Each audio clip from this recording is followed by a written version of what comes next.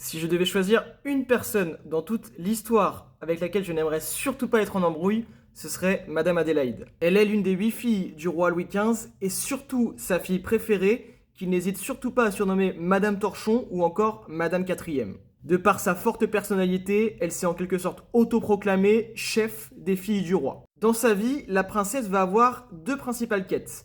La première étant de détruire la relation entre son père et sa maîtresse, Madame de Pompadour, et la seconde étant de détruire la relation entre son père et sa maîtresse, Madame du Barry. Elle ne se laisse surtout pas distraire par les hommes puisqu'elle va rester célibataire toute sa vie. Adélaïde, aujourd'hui vous la mettez dans n'importe quelle émission de télé-réalité et je vous assure que c'est la meuf qui rapporte les ragots, qui les assume entièrement et qui part au quart de tour si jamais quelqu'un ose la confronter. Dans la première quête de sa vie, elle va donc tout faire pour exterminer Madame de Pompadour. Elle ne supporte pas qu'une femme d'origine bourgeoise et donc non noble par le sang soit dans le lit de son père et participe activement aux décisions royales. Et en plus de cela, c'est pas du tout sympa pour sa mère, la reine Marie Lesinska. La princesse va donc comploter contre Madame de Pompadour dans les salons et il est même arrivé qu'elle oublie malencontreusement de l'inviter à certains dîners. Adélaïde va d'ailleurs surnommer Madame de Pompadour de manière très distinguée « Maman putain ». Elle sabote donc la réputation de la maîtresse du roi à petit feu,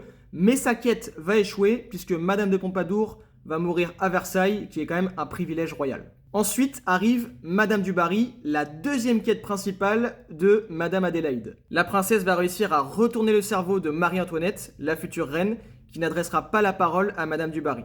À la mort de Louis XV, Jeanne du Barry est envoyée pourrir dans un monastère. Cela va durer environ 1 an, puisque le nouveau roi Louis XVI va la faire libérer, malgré le fait qu'il craignait un petit peu sa tante, Adélaïde. Adélaïde et sa sœur Victoire quitteront la France en 1791 et elles décéderont en 1799 et 1800 à Trieste en Italie à quelques mois d'intervalle.